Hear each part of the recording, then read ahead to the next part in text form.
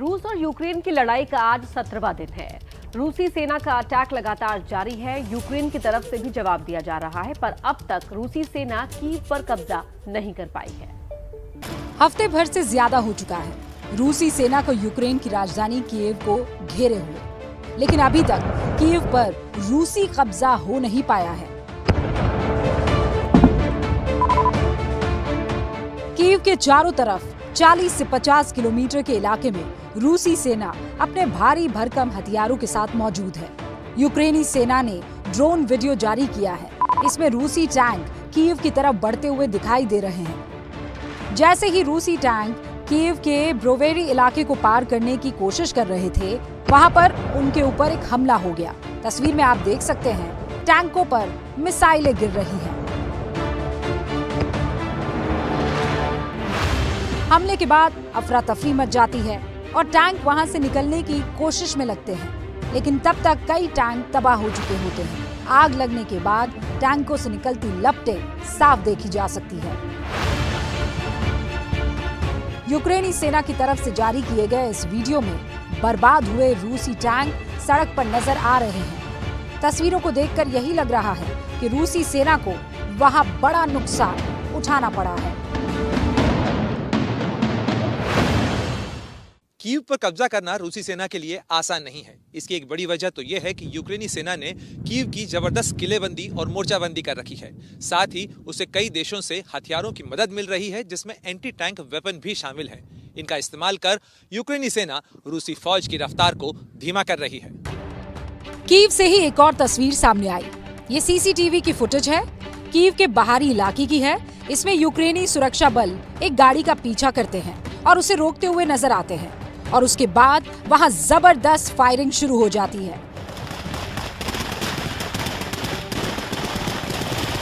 यानी साफ है, जिस गाड़ी को रोका गया उसके बारे में यूक्रेनी सुरक्षा बलों को जरूर ऐसी कोई जानकारी मिली होगी जिसे रोकना कीव की सुरक्षा के लिए बेहद जरूरी था। ऐसा इसलिए भी किया गया क्योंकि सैटेलाइट तस्वीरों में साफ दिख रहा है कि कीव को रूसी सैनिकों ने न सिर्फ घेर रखा है, बल्कि लगातार अलग अलग ठिकानों पर हमले भी किए जा रहे हैं। इसी बीच अमेरिकी राष्ट्रपति जो बाइडेन ने पुतिन की सोच पर सवाल उठा दिए हैं। Putin was counting on a divided NATO, a divided West, and quite frankly, a divided America. But he got none of that. In fact, he's now facing a more united, energized, resolute NATO in the West than he ever imagined. अब ये Putin की सोच की कमी है या फिर Ukraine पर वो धीमे धीमे कब्जा कर दुनिया को कुछ और ही संदेश दे रहे हैं, इसके बारे में कुछ कहा तो नहीं जा सकता। लेकिन रूस और यूक्रेन की इस जंग में हालात लगातार बदल रहे हैं। आपको याद होगा, सामूहिक विनाश के हथियारों के नाम पर अमेरिका ने इराक को तबाह कर दिया था। बाद में सामूहिक विनाश के हथियार मिले नहीं थे। पुतिन ने बेहद सोच समझकर अमेरिका को उसी के जाल में फंसाने की कोशिश की है। हालांकि यूक्रेन और अमेरिका की तरफ से रासायनिक हथियारों के आरोपों से इनकार किया जा रहा है। Мы адекватные люди. Я президент адекватной страны, адекватного народа и отец 2 детей. И никакого химического или любого другого оружия массового поражения на нашей земле никто не разрабатывает. अब सच्चाई क्या है, इसका पता लगाना बेहद मुश्किल है। रासायनिक हथियारों की बात सिर्फ आरोप लगाने वाली है या फिर वाकई यूक्रेन में ऐसे हथियारों पर काम चल रहा था, इसका पता जांच के बाद ही चल पाएगा। लेकिन इतना साफ है कि 2 महाशक्तियों की लड़ाई में यूक्रेन और वहां के लोग पिस रहे हैं। इस वक्त की बड़ी खबर आपको बता दें, नए अमेरिकी प्रतिबंधों के बाद रूस ने अपने हमले और अब तेज कर दिए हैं। कीव, खार्किव और मारियोपोल के अलावा नए इलाकों में भी हमले तेज किए गए। चौथे बड़े शहर निप्रो पर भी रूस ने एयर स्ट्राइक किया है। इसके अलावा खबर ये भी कि विनित्सिया पर भी रूस ने एयर स्ट्राइक किया, जिसके बाद शहर में सायरन की आवाजें लगातार गूंज रही हैं। इस बीच खबर ये भी आ रही है कि कीव के बाहर खड़ा रूसी सेना का काफिला फिर से अब लगातार आगे की ओर बढ़ने लगा है और जंगल और राजधानी के करीब शहरों की तरफ फैलने लगा है। बड़ी खबर आपको बता रहे हैं, यूक्रेन ने ताजा तस्वीरें जारी की हैं जिसमें रूस के काफिले पर हमला किया जा रहा है। राष्ट्रपति जेलेंस्की ने दावा किया है कि यूक्रेन की सेना रूस के साथ युद्ध में जीत रही है। तो यूक्रेन की तरफ से हमले का ये वीडियो जारी किया गया है, जिसके बाद यूक्रेन के राष्ट्रपति जेलेंस्की ने दावा किया है कि यूक्रेन की सेना जीत रही है। तो रूस के सैन्य काफिले पर हमला किया गया है यूक्रेन की ओर से, और ये वीडियो यूक्रेन ने जारी कर अपनी ताकत का प्रदर्शन किया है। देखिए, इस वक्त यूक्रेन पूरा युद्ध क्षेत्र बना हुआ है, जिसमें दोनों पक्ष एक दूसरे पर न सिर्फ हमला बोल रहे हैं बल्कि एक दूसरे के खिलाफ आरोप और प्रत्यारोप भी लगा रहे हैं। यूक्रेन के जवाब में रूस ने यूक्रेन पर ड्रोन हमले की तस्वीरें भी जारी की है। तो लगातार एक के बाद एक बड़े बड़े दावे यूक्रेन की तरफ से, रूस की तरफ से, साथ ही ये तस्वीरें भी जारी की जा रही है ये बताने के लिए कि इस वक्त युद्ध पर जीत किसकी हो रही है। इस वक्त की एक बड़ी खबर आपको बता देते हैं, जम्मू कश्मीर के गांदरबल से इस वक्त की बड़ी खबर आ रही है, जहां आतंकियों से सुरक्षा बलों की भीषण मुठभेड़ शुरू हो गई है। बताया जा रहा है कि देर रात गोपनीय सूचना के आधार पर इस इलाके में सर्च ऑपरेशन चलाया गया। इसी दौरान एक घर की घेराबंदी करने पर आतंकियों ने सुरक्षा बलों पर गोली चला दी, जिसके बाद एनकाउंटर शुरू हुआ। इस मुठभेड़ में 1 से 2 आतंकी घिरे हो सकते हैं, इस तरह की जानकारी मिल रही है। तो ये मुखबिर से सूचना मिली, जिसके बाद सुरक्षा बल यहां पहुंचे, एक घर को घेरा गया। देखिए, जम्मू कश्मीर में आतंक के खिलाफ बड़ी कार्रवाई लगातार जारी है। पिछले 24 घंटे में 3 जगहों पर हुई मुठभेड़ में अब तक 4 आतंकी मारे जा चुके हैं। इसमें जैश और लश्कर के 2-2 आतंकी शामिल हैं। आईजी कमिश्नर विजय कुमार ने ये जानकारी साझा की है और लगातार गांदरबल में इस वक्त मुठभेड़ चल रही है। सुरक्षा बल साथ ही आतंकियों के छिपे होने की वहां खबर है, लगातार वहां मुठभेड़ चल रही है। और आपको बड़ी खबर ये दे दें कि इस पूरे सर्च ऑपरेशन में जम्मू कश्मीर में आतंक के खिलाफ बड़ी कार्रवाई इस वक्त हो रही है। पिछले 24 घंटे में 3 जगहों पर मुठभेड़ में अब तक 4 आतंकी के मारे जाने की खबर। उत्तर प्रदेश में आज दोपहर योगी आदित्यनाथ 12 बजे संगठन के पदाधिकारियों से मुलाकात करेंगे। योगी आदित्यनाथ कैबिनेट बैठक के बाद सीएम पद से इस्तीफा दे चुके हैं। अब सीएम चुने जाने की आधिकारिक प्रक्रिया शुरू होगी। 4 तस्वीरें आपकी टीवी स्क्रीन पर हैं। हालांकि अभी ये साफ नहीं हो पाया है कि योगी सीएम पद की शपथ कब लेंगे। चुनाव संपन्न हो चुके हैं, अब सरकार बनाने की गहमा-गहमी इन तस्वीरों के जरिए आप देख पा रहे हैं। वहीं पंजाब को अगला सीएम 16 मार्च यानी बुधवार को मिलेगा। मोहाली में हुई आम आदमी पार्टी विधायक दल की बैठक में भगवंत मान को नेता चुन लिया गया है। मान आज सुबह 10:30 बजे राज्यपाल बनवारी लाल पुरोहित से मिलकर सरकार बनाने का दावा पेश करेंगे। तो वहीं उत्तराखंड में सीएम के नाम की चर्चाएं तेज हो गई है। यहां बीजेपी जीत तो गई, लेकिन मौजूदा सीएम पुष्कर धामी चुनाव हार गए। यहां सवाल है कि धामी की वापसी होगी या नया चेहरा चुना जाएगा। इसे लेकर बैठकों का दौर जारी है। वहीं गोवा में बीजेपी की मुसीबत यह है कि 3 बुलाए और 13 आए। जरूरत 1 वोट की थी और 5 ने समर्थन दे दिया है। ऐसे में बीजेपी असमंजस में है कि किसका समर्थन ले और किसका नहीं ले। इसके बीच 14 तारीख को बीजेपी के नए सीएम शपथ ले सकते हैं।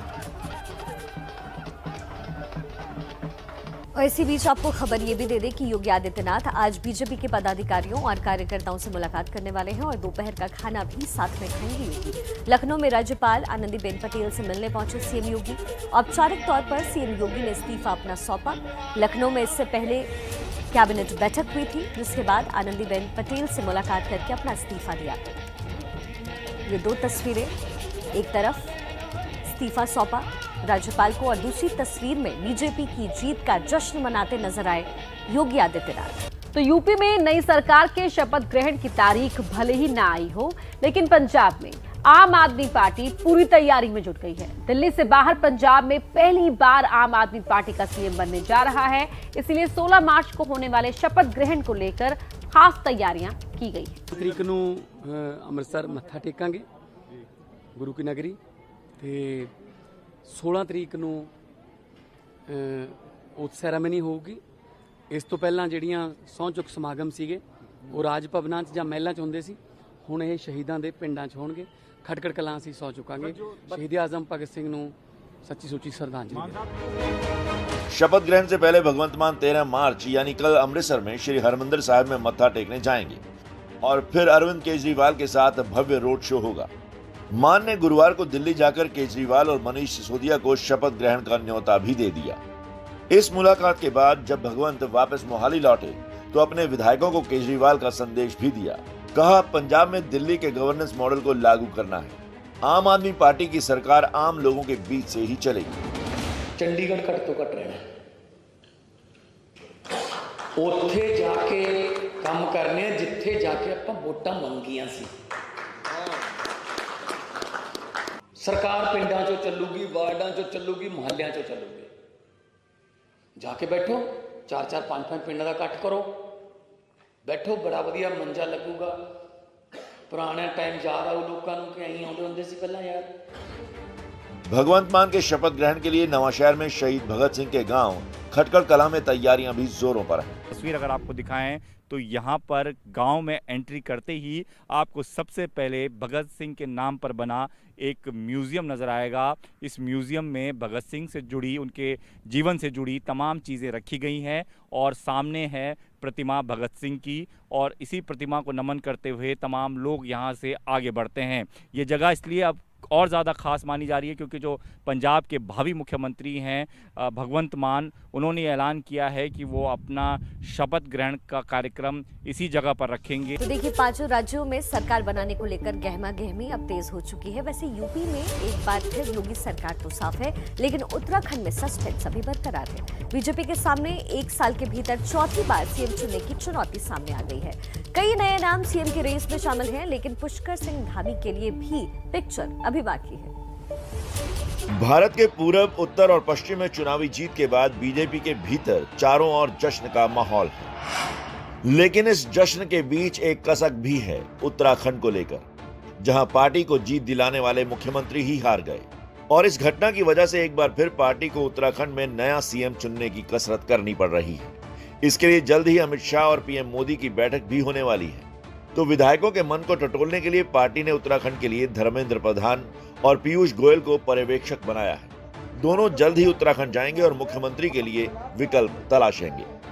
लेकिन उससे पहले कई चेहरे हैं जो सीएम पद के लिए दावेदार बताए जा रहे हैं। धन सिंह रावत और सतपाल सिंह महाराज का नाम सबसे आगे चल रहा है, लेकिन पूर्व सीएम धामी अभी भी रेस में बने हुए हैं, क्योंकि केंद्रीय मंत्री प्रहलाद जोशी पुष्कर धामी को फिर से चुनाव लड़ाने और मुख्यमंत्री बनाने के पक्ष में हैं।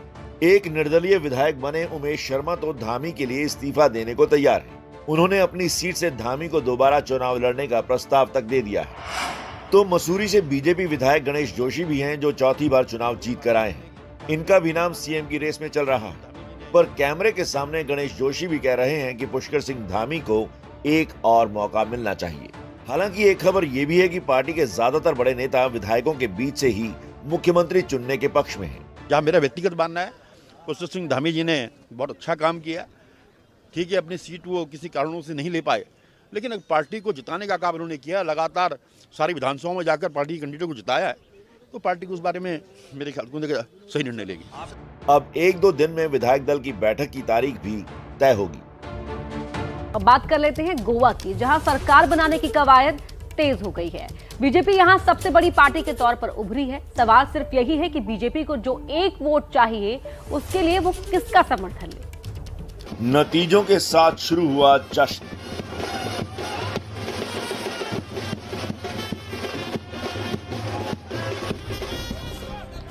और साथ ही शुरू हुई चर्चा कि गोवा में किसके साथ से बने सरकार। 40 सदस्यों वाले सदन में बीजेपी के पास 20 विधायक हैं। सरकार बनाने के लिए उसे सिर्फ एक विधायक की जरूरत थी, लेकिन उसे 3 निर्दलीयों का समर्थन मिला। साथ ही 2 विधायकों के साथ महाराष्ट्रवादी गोमांतक पार्टी ने समर्थन का ऐलान किया है। बस उसकी शर्त इतनी है कि उसके विधायकों को तोड़ा ना जाए। कंडीशन डाला नहीं है, सपोर्ट जो दिया है वो डायरेक्ट सपोर्ट दिया है, अनकंडीशनल सपोर्ट दिया है, और बोला है, रिक्वेस्ट किया है कि ये जो तोड़ फोड़ का राजकारण दूसरी पार्टी के करने का, वो अभी नहीं करने का, बंद करने का। कुल मिलाकर गोवा की बड़ी तस्वीर ये कि बीजेपी के पास 25 विधायकों का समर्थन है, जबकि कांग्रेस के 11, फॉरवर्ड पार्टी के 1, आम आदमी पार्टी के 2, रेवोल्यूशनरी गोवंस के 1 को मिलाकर 15 विधायक हैं, जो किसी तरह दौड़ में नहीं है। ऐसे में बीजेपी का पलड़ा भारी है और समर्थन देने वालों का हल्का। यही वजह है कि बीजेपी में बहस छिड़ गई है कि किसका समर्थन लिया जाए और किसका नहीं। कौन किसी को लेना है, किसको नहीं लेना है, ये पूरा जो है हमारे केंद्रीय पार्टी होने के कारण हमारे नेशनल लीडर वो करेंगे जो भी कुछ करना है। हमारा तो फुल फ्लैश मेजोरिटी है, प्लस हमको 3 लोगों का सपोर्ट है, 3 इंडिपेंडेंट एमएलए है, 20+23 हो गया हमारा। अभी आपको किसी का जरूरत नहीं है। सरकार बनाने को लेकर सीएम प्रमोद सावंत के नेतृत्व में आज विधायक दल की बैठक हो सकती है। इस बैठक के बाद गोवा में बीजेपी नेता सरकार बनाने का दावा पेश करने के लिए गोवा के राज्यपाल PS श्रीधरन पिल्लई से मुलाकात कर सकते हैं। माना जा रहा है कि 14 मार्च को गोवा में मुख्यमंत्री पद का शपथ ग्रहण हो सकता है। बड़ी खबर आपको बता दें जो जम्मू कश्मीर से आ रही है। जम्मू कश्मीर में आतंक के खिलाफ बड़ी कार्रवाई इस वक्त जारी है। पिछले 24 घंटे में 3 जगहों पर हुई मुठभेड़ में अब तक 4 आतंकी मारे गए। इनमें जैश और लश्कर के 2 आतंकी भी शामिल हैं। आईजी कमिश्नर विजय कुमार ने ये जानकारी दी है। तो लगातार मुठभेड़ चल रही है इस वक्त जम्मू कश्मीर में और बड़ी खबर कि 3 मुठभेड़ों में 4 आतंकी मारे गए हैं। आसिफ कुरैशी का रुख करेंगे हमारे संवाददाता। आसिफ, इस वक्त वहां क्या स्थिति है और कितने और आतंकी के फिलहाल घेरे होने की खबर आ रही है? वरना देखिए, ये मुठभेड़ आज रात भर तकरीबन 4 या 5 जगह पे जो सुरक्षा बलों के ऑपरेशन का नतीजा है। बता दूं कि पुलवामा में सुरक्षा बलों ने 2 मिलिटेंटों को मार गिराया है, जिनमें से एक के विदेशी होने की पुष्टि अब से थोड़ी देर पहले जम्मू कश्मीर पुलिस के आईजी ने की है। जबकि हंदवारा में लश्कर से जुड़े 1 मिलिटेंट और गांदरबल में 1 मिलिटेंट को भी मार गिराया गया है। लेकिन इसके साथ जो जानकारी साझा की गई उसमें यह कहा गया है कि 1 मिलिटेंट को जिंदा पकड़ा गया है और उससे पूछताछ भी हो रही है। और अभी भी 2 जगह पे सर्च ऑपरेशन चल रहा है, जिसके मुठभेड़ में बदलने की भी संभावना है। यानी पिछले 24 घंटे में जिस तरीके से घटनाक्रम शुरू हुआ कि पहले कुलगाम में एक सरपंच की हत्या कर दी गई, उसके तुरंत बाद सुरक्षा बलों ने विभिन्न डिस्ट्रिक्ट्स में अभियान चलाया, जिसमें तकरीबन 5 जगह पे आज रात भर छापेमारी हुई थी, जिसके नतीजे में अभी तक 4 मिलिटेंटों को मार गिराया गया है, जबकि 1 को जिंदा पकड़ा गया है। जबकि अभी भी 2 जगह पे सर्च ऑपरेशन चल रहा है। सर्च ऑपरेशन जारी है, उसको लेकर भी आपसे जानकारी हासिल करेंगे आसिफ। और एक और बड़ी खबर इस बीच दर्शकों को बता दें, जम्मू कश्मीर के गांदरबल से जहां आतंकियों से सुरक्षा बलों की भीषण मुठभेड़ जारी है। बताया जा रहा है कि देर रात गोपनीय सूचना के आधार पर इस इलाके में सुरक्षा बलों ने सर्च ऑपरेशन शुरू किया था। इसी दौरान एक घर की घेराबंदी पर आतंकियों ने सुरक्षा बलों पर गोली चलाई, जिसके बाद यह एनकाउंटर शुरू हुआ। इस मुठभेड़ में 1 से 2 आतंकियों के घिरे होने की खबर है। आसिफ कुरैशी लगातार हमारे साथ जुड़े हुए हैं। आसिफ, गांदरबल की जो मुठभेड़ जारी है उसको लेकर क्या इंफॉर्मेशन हासिल हो पाई है? जी, गांदरबल मुठभेड़ में अभी तक लश्कर से जुड़े 1 मिलिटेंट को सुरक्षा बलों ने मार गिराया है, जबकि अभी भी यहाँ पे तलाशी अभियान चल रहा है। सुरक्षा बलों का ये कहना है कि जो जानकारी मिली थी उसके अनुसार 1 या 2 मिलिटेंट्स के इस इलाके में छुपे होने की खबर थी, जिसके बाद देर रात ये ऑपरेशन शुरू किया गया था। और फिलहाल अभी तक जो जानकारी है कि 1 लश्कर से जुड़े हुए मिलिटेंट को मार गिराया गया है, जबकि तलाशी अभियान अभी भी जारी है। जी आसिफ, बहुत बहुत शुक्रिया इस जानकारी के लिए। तो जम्मू कश्मीर में इस वक्त बड़ा सर्च ऑपरेशन चल रहा है, 4 आतंकी के मारे जाने की खबर, साथ ही अभी भी कुछ और मिलिटेंट्स वहां छिपे हैं, इसकी आशंका जताई जा रही है। लगातार खबर पर हमारी नजर बनी हुई है। यूपी में योगी की शानदार जीत का जश्न उत्तराखंड तक नजर आ रहा है, जहां आदित्यनाथ का घर है। उत्तराखंड में योगी आदित्यनाथ के रिश्तेदारों में भी खुशी की लहर नजर आई। एबीपी न्यूज ने योगी आदित्यनाथ की बड़ी बहन से खास बातचीत की, जिनमें उन्होंने सीएम योगी से जुड़े कई बातों का जिक्र किया। देखिए हमारी ये खास रिपोर्ट।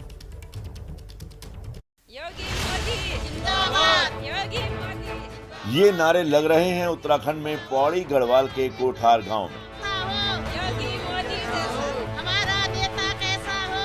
ये सीएम योगी आदित्यनाथ की बहन का गांव। ये है योगी आदित्यनाथ की बड़ी बहन शशि, जो नीलकंठ मंदिर के पास प्रसाद और खाने पीने के सामान की दुकान चलाती है। अपने छोटे भाई के दोबारा मुख्यमंत्री बनने की खुशी से ये फूली नहीं समा रही। बहुत खुश हैं। मतलब कल से घर में, वहाँ मायके में भी पटाखे हो रहे हैं, खुशी मना रहे हैं। यहाँ भी हमने खुशी मनाई। मतलब हम यही सोच रहे थे कि एक बार दोबारा हम मुख्यमंत्री बनते देखते उनको।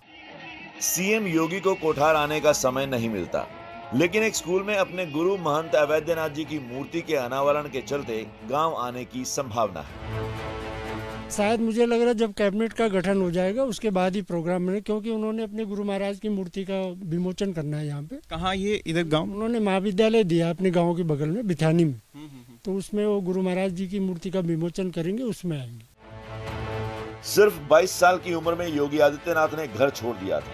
घर ही नहीं छोड़ा था, अपना नाम अजय सिंह बिष्ट को छोड़कर उन्होंने गोरखनाथ मठ में दीक्षा ले ली थी और तब बने थे योगी आदित्यनाथ। जीजा पूरन सिंह पयाल बताते हैं कि योगी का मन गृहस्थी में कभी नहीं लगा। पहले से ही मतलब वो बोलते थे कि देखो मैं इस घर गृहस्थी के जीवन में नहीं पड़ूंगा और कोई ऐसा काम करूंगा जिसमें पूरी जनता की भलाई हो, इस टाइप से उनके विचार थे पहले से। जहां यूपी चुनाव में परिवारवाद एक अहम हिस्सा था, वहीं सीएम योगी का परिवार बताता है कि अपने काम के चलते परिवार और रिश्तेदारों की बात भी सीएम योगी से नहीं हो पाती। बस वो तो 2 शब्द बोलते हैं कि ठीक हो, बस बाकी अपना कमाओ खाओ, मेहनत करो। उनका एक ही वो है कि मेहनत करके खाओ। लेकिन इसके बाद भी परिवार को कोई मलाल नहीं है, क्योंकि योगी अब सिर्फ परिवार के नहीं पूरे राज्य के मुखिया हो गए। अब परिवार की उम्मीदें और बढ़कर हैं। लेकिन फिलहाल तो इंतजार है उस दिन का जब योगी यूपी की कमान दोबारा संभालेंगे। जब तक मोदी जी चला रहे हैं तब तक मोदी जी चलाएंगे, बाकी मोदी जी अपना कार्यकाल अपने हाथों से दे देंगे तो चलाएंगे, जरूर चलाएंगे। देखिए, प्रधानमंत्री नरेंद्र मोदी गुजरात के दौरे पर हैं। आज दूसरा और आखिरी दिन है। 4 राज्यों में करिश्माई जीत के बाद अहमदाबाद में पीएम मोदी का जोरदार स्वागत किया गया। यूपी की रिकॉर्ड तोड़ जीत के बाद अब गुजरात की बारी है। दूसरी तरफ योगी आदित्यनाथ आज पार्टी पदाधिकारियों और कार्यकर्ताओं के साथ अहम बैठक करने जा रहे हैं। दोपहर में बैठक के बाद योगी भोजन की पार्टी में वर्कर्स के साथ भोजन करेंगे। योगी और मोदी की ये जोड़ी चुनाव में बेजोड़ वोट मशीन साबित हुई है और अब मिशन गुजरात पर हैं प्रधानमंत्री मोदी।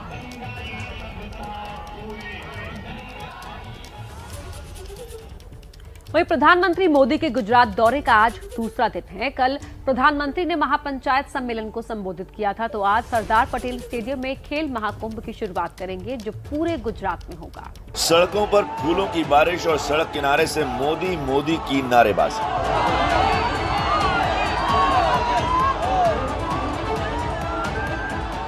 पीएम मोदी के गुजरात दौरे के पहले दिन पूरे अहमदाबाद शहर में यही तस्वीर दिखी। पहले दिन 10 किलोमीटर लंबा रोड शो, पार्टी कार्यालय में विधानसभा चुनाव की समीक्षा बैठक, पंचायत महासम्मेलन को संबोधित करने के बाद आज दूसरे दिन भी अहमदाबाद में प्रधानमंत्री मोदी का व्यस्त कार्यक्रम है। सुबह 11 बजे राष्ट्रीय रक्षा शक्ति विश्वविद्यालय में मुख्य अतिथि के तौर पर पहुंचेंगे। दीक्षांत समारोह में पीएम मोदी भाषण देंगे। कार्यक्रम में गृह मंत्री अमित शाह भी शामिल होंगे। सुबह 11:15 बजे रक्षा शक्ति विश्वविद्यालय के नए परिसर का उद्घाटन समारोह। दोपहर 1 बजे रक्षा शक्ति विश्वविद्यालय से पीएम मोदी राजभवन लौटेंगे। शाम 6 बजे अहमदाबाद के सरदार पटेल स्टेडियम में 11वें खेल महाकुंभ का उद्घाटन करेंगे। इसके तहत पूरे राज्य में 500 से ज्यादा जगहों पर अलग अलग खेलों का आयोजन होगा। रात 8 बजे अहमदाबाद से नई दिल्ली के लिए रवाना होंगे। 5 राज्यों के विधानसभा चुनाव में ऐतिहासिक जीत के बाद पीएम मोदी का गुजरात दौरा बेहद अहम है। माना जा रहा है कि प्रधानमंत्री और गृह मंत्री ने गुजरात पहुंचकर साल के आखिर में होने वाले विधानसभा चुनाव के लिए पार्टी के प्रचार का शंखनाद कर दिया है।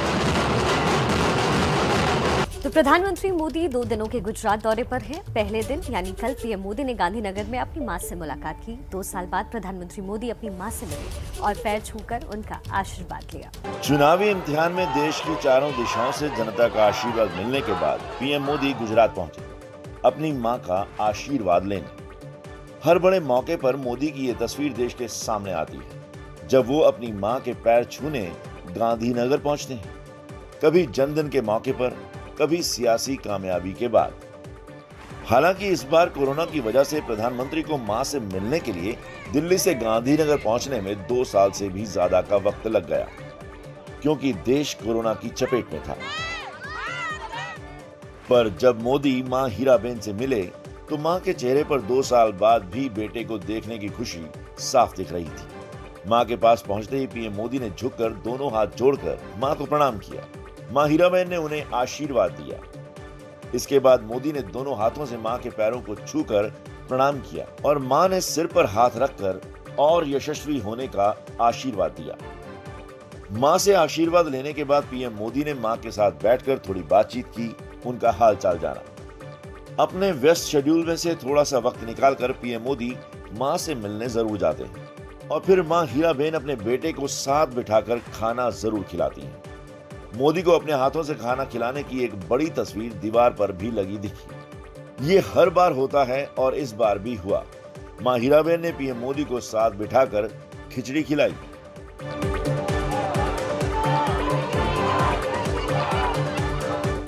पीएम मोदी करीब 1.25 घंटे मां के पास रहे, बातचीत की, खाना खाया और आशीर्वाद लेकर अपने कर्म पथ पर निकल चले। पीएम मोदी इससे पहले अक्टूबर 2019 में मां हीराबेन से मिलने पहुंचे थे, लिहाजा आसपास के लोगों को भी पीएम मोदी का इंतजार था। जब वो मां से मिलकर घर से बाहर निकले तो सोसाइटी के लोग भी उन्हें एक झलक देखना चाहते थे। सब मोदी मोदी के नारे लगा रहे थे।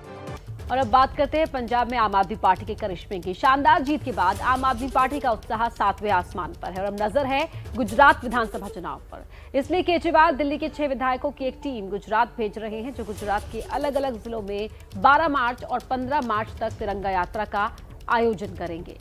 तो तस्वीरें टीवी स्क्रीन पर। एक तरफ प्रधानमंत्री मोदी का गुजरात दौरा, जिस वक्त गुजरात में आम आदमी पार्टी तिरंगा यात्रा निकालने वाली है, उसी वक्त प्रधानमंत्री मोदी भी गुजरात विधानसभा चुनाव का शंखनाद करने अहमदाबाद में मौजूद हैं। लेकिन पंजाब फतेह करने के लिए गुजरात जीतने का अरमान लिए अब आम आदमी पार्टी के सामने चुनौती बड़ी है और समय कम है, क्योंकि गुजरात में इसी साल के आखिर में चुनाव है।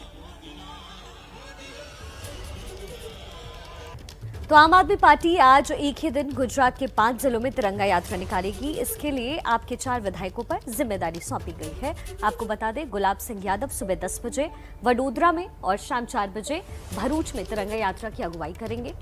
विशेष रवि सुबह 10 बजे गोधरा में तिरंगा यात्रा की शुरुआत करेंगे। दिलीप पांडे अमरेली में होंगे सुबह 10:30 बजे, वहां तिरंगा यात्रा निकाली जाएगी। साथ ही सौरभ भारद्वाज शाम 5 बजे सुरेंद्र नगर में तिरंगा यात्रा निकालेंगे। ਅੰਮ੍ਰਿਤਸਰ ਮੱਥਾ ਟੇਕਾਂਗੇ ਗੁਰੂ ਕੀ ਨਗਰੀ ਤੇ 16 ਤਰੀਕ ਨੂੰ ਓਥ ਸੈਰਾਮਨੀ ਹੋਊਗੀ। ਇਸ ਤੋਂ ਪਹਿਲਾਂ ਜਿਹੜੀਆਂ ਸਹੁੰ ਚੁੱਕ ਸਮਾਗਮ ਸੀਗੇ ਉਹ ਰਾਜ ਭਵਨਾਂ 'ਚ ਜਾਂ ਮਹਿਲਾਂ 'ਚ ਹੁੰਦੇ ਸੀ, ਹੁਣ ਇਹ ਸ਼ਹੀਦਾਂ ਦੇ ਪਿੰਡਾਂ 'ਚ ਹੋਣਗੇ। ਖਟਕੜ ਕਲਾਂ ਅਸੀਂ ਸਹੁੰ ਚੁੱਕਾਂਗੇ। ਸ਼ਹੀਦ आजम भगत सिंह ਨੂੰ सच्ची सुची श्रद्धांजलि। शपथ ग्रहण से पहले भगवंत मान 13 मार्च यानी कल अमृतसर में श्री हरमंदिर साहिब में मत्था टेकने जाएंगे और फिर अरविंद केजरीवाल के साथ भव्य रोड शो होगा। मान ने गुरुवार को दिल्ली जाकर केजरीवाल और मनीष सिसोदिया को शपथ ग्रहण का न्योता भी दे दिया। इस मुलाकात के बाद जब भगवंत वापस मोहाली लौटे तो अपने विधायकों को केजरीवाल का संदेश भी दिया। कहा, पंजाब में दिल्ली के गवर्नेंस मॉडल को लागू करना है।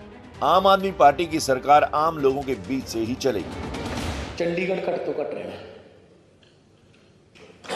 ਉੱਥੇ ਜਾ ਕੇ ਕੰਮ ਕਰਨੇ ਆ ਜਿੱਥੇ ਜਾ ਕੇ ਆਪਾਂ ਵੋਟਾਂ ਮੰਗੀਆਂ ਸੀ। ਸਰਕਾਰ ਪਿੰਡਾਂ 'ਚੋਂ ਚੱਲੂਗੀ, ਵਾਰਡਾਂ 'ਚੋਂ ਚੱਲੂਗੀ, ਮੁਹੱਲਿਆਂ 'ਚੋਂ ਚੱਲੂਗੀ। ਜਾ ਕੇ ਬੈਠੋ, 4-4 5-5 ਪਿੰਡਾਂ ਦਾ ਇਕੱਠ ਕਰੋ, ਬੈਠੋ, ਬੜਾ ਵਧੀਆ ਮੰਜਾ ਲੱਗੂਗਾ। ਪੁਰਾਣਾ ਟਾਈਮ ਯਾਦ ਆਊ ਲੋਕਾਂ ਨੂੰ ਕਿ ਅਸੀਂ ਆਉਂਦੇ ਹੁੰਦੇ ਸੀ ਪਹਿਲਾਂ ਯਾਰ। भगवंत मान के शपथ ग्रहण के लिए नवाशहर में शहीद भगत सिंह के गांव खटकड़ कला में तैयारियां भी जोरों पर हैं। तस्वीर अगर आपको दिखाएं तो यहाँ पर गांव में एंट्री करते ही आपको सबसे पहले भगत सिंह के नाम पर बना एक म्यूज़ियम नज़र आएगा। इस म्यूज़ियम में भगत सिंह से जुड़ी, उनके जीवन से जुड़ी तमाम चीज़ें रखी गई हैं और सामने है प्रतिमा भगत सिंह की, और इसी प्रतिमा को नमन करते हुए तमाम लोग यहाँ से आगे बढ़ते हैं। ये जगह इसलिए अब और ज़्यादा खास मानी जा रही है क्योंकि जो पंजाब के भावी मुख्यमंत्री हैं भगवंत मान, उन्होंने ऐलान किया है कि वो अपना शपथ ग्रहण का कार्यक्रम इसी जगह पर रखेंगे। गठबंधन के नेताओं का एक दूसरे पर आरोप प्रत्यारोप का दौर शुरू हो गया है। बीजेपी को छोड़ एसपी में शामिल हुए स्वामी प्रसाद मौर्य का खेल बिगड़ गया। सोचा कुछ था, हुआ कुछ। अब उन पर आरोप लग रहे हैं और आरोप लगा रहे हैं एसपी के सहयोगी अपना दल के नेता केशव देव मौर्य। गठबंधन में कुछ नेता ऐसे थे, गठबंधन के साथी ऐसे थे जो ओवर कॉन्फिडेंस में थे और ओवर कॉन्फिडेंस अखिलेश यादव जी को भी ओवर कॉन्फिडेंस में ला दिया। स्वामी प्रसाद मौर्य एक लीडर हैं, उनका किसी जिले में असर हो सकता है, किसी विधानसभा में असर हो सकता है, लेकिन उनके पास कोई संगठन नहीं है को वोट दिला सकें आप। मौर्य बड़े इरादों के साथ कूदे थे, बड़े बड़े बयान भी दिए थे। आज उत्तर प्रदेश से लाखों का ये हुजूम जो भारतीय जनता पार्टी के सफाई का संकेत दे रहा है, अभी भी कुंभकर्णी नींद सोने वाले भारतीय जनता पार्टी को कम से कम अब तो अपनी आंख खोलनी चाहिए। समाजवादी पार्टी पूर्ण जन बहुमत की सरकार बनाने जा रही है। भारतीय जनता पार्टी दहाई में सिमटने जा रही है, यानी 100 का अंक भी नहीं छूने पाएगी। आज 14 जनवरी मकर संक्रांति भारतीय जनता पार्टी के अंत का इतिहास लिखने जा रहा है। कोरोना से तो मैं उनको हराऊंगा। लेकिन अब बात उल्टी पड़ गई। अब आरोप तो यहाँ तक है कि मौर्य का एसपी में आना बीजेपी की साजिश हो सकता है। वहीं मौर्य के तेवर भी हार के बाद बदल गए हैं। भारतीय जनता पार्टी ने एक बढ़िया स्ट्रेटजी बनाई और जब हमारा गठबंधन समाजवादी पार्टी से हुआ, मैंने नारा दिया महाआंदोलन ने ठाना है, सपा सरकार बनाना है। और भारतीय जनता पार्टी को पता है कि सबसे ज़्यादा उसे वोट शाक्य सैनिक कुशवाहा मौर्य का 2017 में मिला था, जिससे सरकार बनी थी। तो उसने उस वोट को मैनेज किया, प्रयास किया कि हम उसके गठबंधन में चले जाएं। जब हम नहीं गए तो हमारा महत्व कम करने के लिए अपने एक लीडर को अखिलेश यादव जी के यहाँ भेज के कंफ्यूज किया गया कि ये वोट दिला सकते हैं। हम जिन मुद्दों को लेकर के भाजपा का साथ छोड़ने का काम किए थे, वो मुद्दे आज भी जिंदा है। ये बात सही है कि हम अपनी बात को प्रदेशवासियों तक ठीक ढंग से नहीं पहुंचा पाए। मैं राजनीति का इतना कच्चा खिलाड़ी नहीं हूं कि आज इधर और कल उधर। चुनाव से ठीक पहले बीजेपी का साथ छोड़कर एसपी से गठबंधन करने वाले ओम प्रकाश राजभर भी केशव देव मौर्य के निशाने पर हैं। ओम प्रकाश राजभर जी के बयान को देख लीजिए कि चापम चाप वोट मिला, भाषा की भी मर्यादा नहीं, बिना भाषा की मर्यादा में वो तो बोलना भी नहीं चाहता, लेकिन चूंकि इस तरह की भाषा उनकी रही कि वोट मिल रहा, सब सीट हम दे रहे हैं, बलिया यहाँ खाता नहीं खुलेगा। अरे कुछ आप आंकड़ा भी मिलाइए। राजभर ने जमकर रैलियां की, जमकर आरोप भी लगाए। उनके कई बयान विवादों में भी आए थे। 100% अखिलेश जी ने जो कहा है, समाजवादी पार्टी की सरकार बनने जा रही है।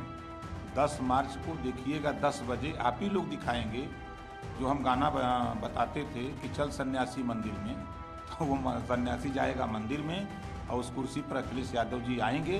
जब चुनाव आता है तो ये धर्म का चश्मा पहन लेते हैं। दल में रह के हिम्मत है तो ओम प्रकाश राजभर बनो। सरकार में रह करके सरकार से पंगा लिया, मुख्यमंत्री बनाम कैबिनेट मंत्री ओम प्रकाश राजभर। अब गृह मंत्री जी यूपी आके क्या कर रहे हैं? भूख लगा के पर्चा बांट रहे हैं, कोरोना बांट रहे हैं गाँव-गाँव। बात करें यूपी की। देखिए, यूपी में नई सरकार के शपथ ग्रहण की तारीख भले ही ना आई हो, लेकिन पंजाब में आम आदमी पार्टी पूरी तैयारी में जुट गई है। दिल्ली से बाहर पंजाब में पहली बार आम आदमी पार्टी का सीएम बनने जा रहा है, इसलिए 16 मार्च को होने वाले शपथ ग्रहण को लेकर के खास उत्साह है और पूरी तैयारी है। 13 तरीक ਨੂੰ ਅੰਮ੍ਰਿਤਸਰ ਮੱਥਾ ਟੇਕਾਂਗੇ ਗੁਰੂ ਕੀ ਨਗਰੀ, ਤੇ 16 ਤਰੀਕ ਨੂੰ ਓਥ ਸੈਰਾਮਨੀ ਹੋਊਗੀ। ਇਸ ਤੋਂ ਪਹਿਲਾਂ ਜਿਹੜੀਆਂ ਸਹੁੰ ਚੁੱਕ ਸਮਾਗਮ ਸੀਗੇ ਉਹ ਰਾਜ ਭਵਨਾਂ 'ਚ ਜਾਂ ਮਹਿਲਾਂ 'ਚ ਹੁੰਦੇ ਸੀ, ਹੁਣ ਇਹ ਸ਼ਹੀਦਾਂ ਦੇ ਪਿੰਡਾਂ 'ਚ ਹੋਣਗੇ। ਖਟਕੜ ਕਲਾਂ ਅਸੀਂ ਸਹੁੰ ਚੁੱਕਾਂਗੇ, ਸ਼ਹੀਦ ਆਜ਼ਮ ਭਗਤ ਸਿੰਘ ਨੂੰ सच्ची सोची श्रद्धांजलि। शपथ ग्रहण से पहले भगवंत मान 13 मार्च यानी कल अमृतसर में श्री हरमंदिर साहिब में मत्था टेकने जाएंगे और फिर अरविंद केजरीवाल के साथ भव्य रोड शो होगा। मान ने गुरुवार को दिल्ली जाकर केजरीवाल और मनीष सिसोदिया को शपथ ग्रहण का न्योता भी दे दिया। इस मुलाकात के बाद जब भगवंत वापस मोहाली लौटे तो अपने विधायकों को केजरीवाल का संदेश भी दिया। कहा, पंजाब में दिल्ली के गवर्नेंस मॉडल को लागू करना है। आम आदमी पार्टी की सरकार आम लोगों के बीच से ही चलेगी। चंडीगढ़ घट तो घट रहना, उत्थे जाके काम करने जिथे जाके आपां वोटां मंगियां सी। सरकार पिंडां चों चलूगी, वार्डां चों चलूगी, मुहल्लियां चों चलूगी। जाके बैठो, 4-4 5-5 पिंडां दा इकट्ठ करो, बैठो, बड़ा वधिया मंजा लगूगा। पुराने टाइम याद आओ लोगों को कि अहीं आउंदे हुंदे सी पहलां यार। भगवंत मान के शपथ ग्रहण के लिए नवांशहर में शहीद भगत सिंह के गांव खटकड़ कलां में तैयारियां भी जोरों पर हैं। तस्वीर अगर आपको दिखाएं तो यहाँ पर गांव में एंट्री करते ही आपको सबसे पहले भगत सिंह के नाम पर बना एक म्यूज़ियम नज़र आएगा।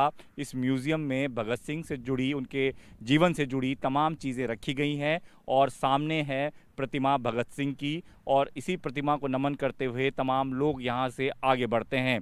ये जगह इसलिए अब और ज़्यादा खास मानी जा रही है क्योंकि जो पंजाब के भावी मुख्यमंत्री हैं भगवंत मान, उन्होंने ऐलान किया है कि वो अपना शपथ ग्रहण का कार्यक्रम इसी जगह पर रखेंगे।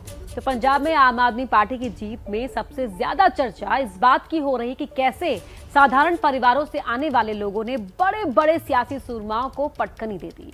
आज हम आपको आम आदमी पार्टी के ऐसे ही विधायकों से मिलवाने वाले हैं।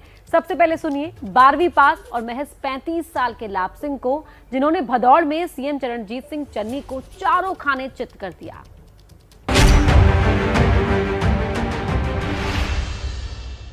भदौड़ में इतना लंबा मार्जिन किसी ने सोचा नहीं। ये भदौड़ के लोग पहले ही सोच चुके थे क्योंकि हमारा हल्के का एक अपना ही इतिहास है। हमारे लोग हमेशा चेंज के लिए वोट करते हैं, तो ये उनका मन पहले ही था। भदौड़ के लोग तो ऐसे कि जो उन्होंने सोच लिया फिर उससे पीछे नहीं हटे। 2012 की इलेक्शन में है, वहाँ पंजाब का सबसे जो प्रिंसिपल सेक्रेटरी था उसको हरा दिया, पढ़ा लिखा जो आदमी था दरबारा सिंह गुरु, और एक मोहम्मद सिद्दीक जी को जिताया था। तो इस बार भी था कि जैसे ही चरणजीत सिंह चन्नी अनाउंस हुए तो उन्हें लगा कि हम एक मजदूर परिवार का लड़का है, अपने पैसे से अपने जो उनके पास जो ढांचा है उससे जाके उसे दबा लेंगे। लेकिन भदौड़ के लोगों ने मेरा जो साथ दिया, मैं मेरा परिवार हमेशा ऋणी रहेंगे उनके लिए। और 3 चीज़ें थी जो बड़ी काम की। एक तो दूसरी पार्टी थे जो रवैती पार्टियां हैं, अकाली कांग्रेस, लोग हताश थे उनसे। दूसरा फैक्टर के जो दिल्ली गवर्नेंस है आम आदमी पार्टी की, वो पंजाब में इम्प्लीमेंट हो उससे बढ़िया, इसलिए अरविंद जी के चेहरे को, उनके काम को वोट किया पूरे पंजाब के साथ साथ भदौड़ ने। और तीसरा मेन फैक्टर ये रहा कि जिस लोकसभा से हम आते हैं वहाँ भगवंत मान जी हमारे MP रहे हैं, और पूरे पंजाब के लोगों की एक मांग थी कि भगवंत मान जी को CM फेस होना चाहिए।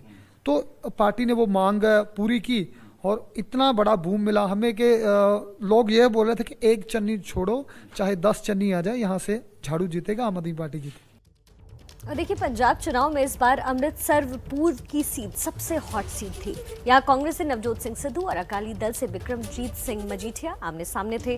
दोनों एक दूसरे को हराने का दम भी भर रहे थे, लेकिन बाजी मार गई जरूरतमंदों को सैनिटरी नैपकिन बांटने वाली एक साधारण सी महिला। जी हाँ, मिलिए pad women of Punjab Jeevanjot Kaur से।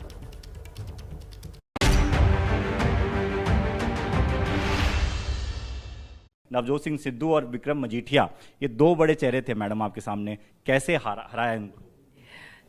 देखो, ऐसे है कि ये इस बार का जो चुनाव था वो बदलाव का चुनाव था।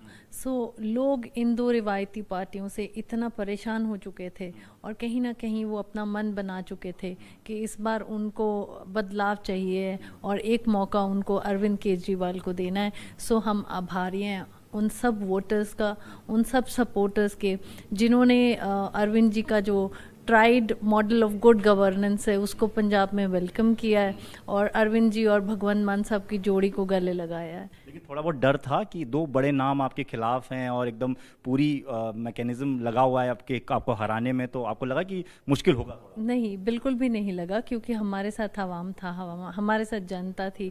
और जब हम लोगों को मिल रहे थे तो लोग ये बोल रहे थे कि मैम आप तो अब आई हैं, हमने तो पहले ही मन बना लिया था कि वोट आम आदमी पार्टी को डालना है। और बहुत सारे बुजुर्ग जो मिलते थे हमको, वो ये बोलते थे कि तुम आराम से जाके सो जाओ, तुम तो जीती हुई हो। हैविंग सेड दैट, ये नहीं था कि फिर हम आराम से बैठ गए, काम तो हमको करना था, लेकिन ये है कि टफ नहीं था। और उसमें कहीं ना कहीं लोग ये भी समझ चुके थे कि ये दोनों आपस में लड़ रहे हैं और लोगों की बात कोई नहीं कर रहा, और ना तो उनको विधानसभा के डेवलपमेंट के साथ कोई लेना देना था, ना लोगों के मुद्दों के साथ लेना देना था। तो ऐसे में वाहिद एक आम आदमी पार्टी है जो लोगों की आस उम्मीद पे पूरी उतर सकती है, और लोग इस चीज़ को समझ चुके थे। पंजाब में आम आदमी पार्टी की आंधी में 2 बार मुख्यमंत्री रहे कैप्टन अमरिंदर सिंह भी धराशायी हो गए, और ये कारनामा कर दिखाया 43 साल के अजीत सिंह कोहली ने।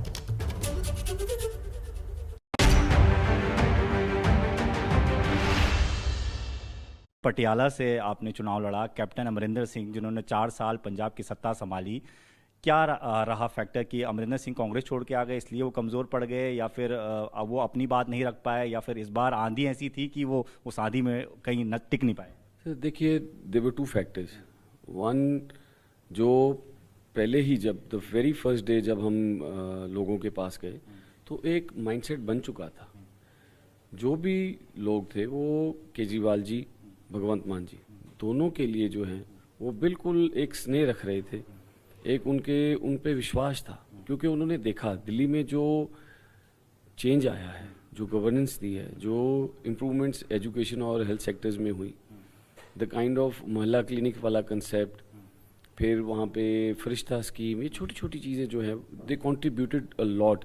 वो एक बड़ा सा एक बिग मैग्नीट्यूड का एक रीज़न बन गया कि लोगों का विश्वास बन गया केजरीवाल की गवर्नेंस के ऊपर। और जब भगवंत मान जी का नाम है सीएम आया, वो सोने पे सुहागा हो गया हमारे लिए, because zero tolerance towards corruption, clean image. कोई हमारी कंपेन जो 6 साल की subtle but very crisp sharp campaign थी, वो उस पर कोई स्कैंडल, कोई किसी तरह की कंट्रोवर्सी नहीं थी।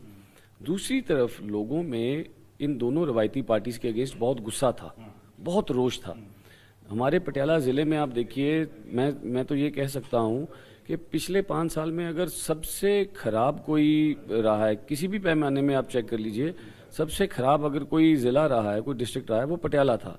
Illegal mining, illegal casinos, illegal liquor distilleries, ये सब काम जो है, इलीगल बेटिंग, सब काम जो है वो पटियाले में राइट अंडर कैप्टन जुनोज चलता रहा। तो लोग बहुत थक चुके थे, हार चुके थे, रोष था उनके मन में। So these 2 factors contributed to his demise. देखिए, ये समझना जरूरी है कि पंजाब में एक वक्त अकाली दल और बादल परिवार का बोलबाला हुआ करता था। इसके अध्यक्ष सुखबीर सिंह बादल डिप्टी सीएम रह चुके हैं, लेकिन इस बार जलालाबाद में 37 साल के एक वकील ने सुखबीर बादल को पस्त कर दिया। जी हाँ, मिलिए जगदीप कंबोज गोल्डी से।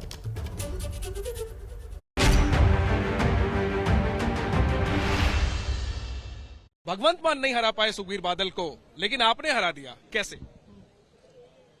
देखो, अरविंद जी का ते मान साहब का दोवां का आशीर्वाद सी ताई सुखबीर बादल आ रहा है। ये बताइए गोल्डी साहब कि चाहे हम लंबी देखें या जलालाबाद देखें, बादल परिवार को हराया आम आदमी पार्टी के निशान ने है, लेकिन दोनों नेता कांग्रेस से आए, आप भी यूथ कांग्रेस से आए और खुडिया साहब भी कांग्रेस से आए, तो ये क्या संयोग है, ये क्या इस पर आप क्या कहेंगे?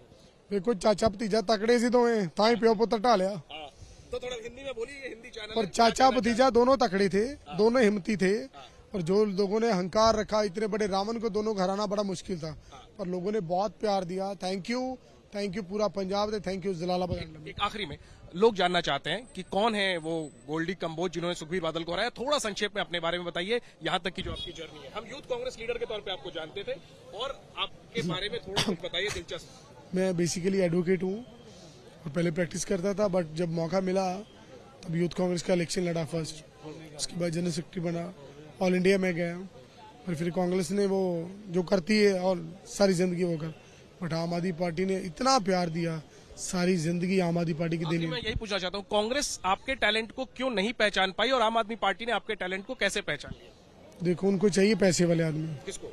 कांग्रेस पार्टी। हमारे पास तो इतने थे नहीं देने के लिए, आम आदमी पार्टी नाम से लिए। हमको बोलो तो अपने को चाहिए तो बताओ, मैं कहा नहीं, हमने को इतने में चाहिए। सब लोगों ने अपना इलेक्शन खुद लड़ा, तो आगे मंत्री पद पक्का? तो इतनी टेंशन नहीं है, वो केजरीवाल साहब। तो बड़े बड़े सियासी सूरमा हार गए इस चुनाव में, तो पंजाब में प्रकाश सिंह बादल से बड़ा नाम कौन हो सकता है? सीनियर बादल 5 बार मुख्यमंत्री रहे, लेकिन वो भी इस बार लंबी में आम आदमी पार्टी के उम्मीदवार से हार गए। प्रकाश सिंह बादल को हराया 12वीं पास 59 साल के गुरमीत सिंह खुडिया ने।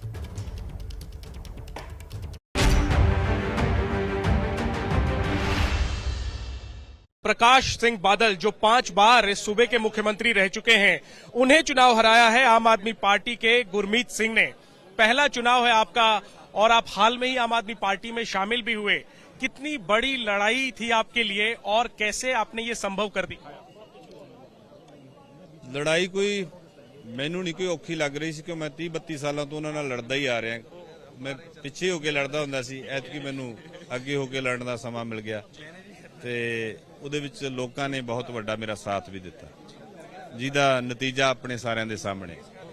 गुरमीत जी, लोग आपके बारे में जानना चाहेंगे कि कौन है वो नेता जिसने प्रकाश सिंह बादल को हराया, तो जरा हमारे दर्शकों को बताइए अपने बारे में, आप कौन है और ये यात्रा अभी तक की जो आपकी रही है।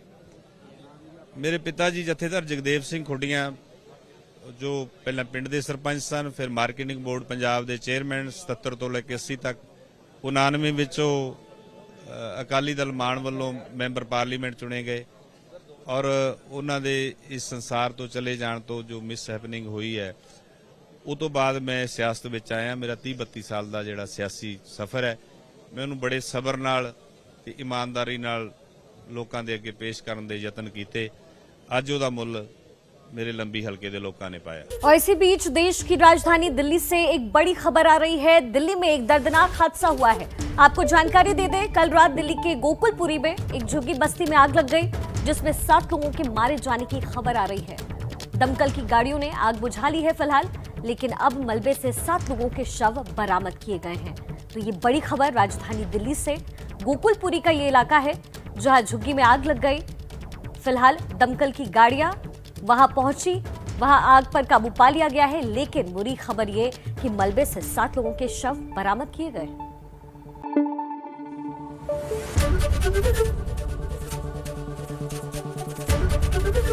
ABP न्यूज आपको रखे आगे।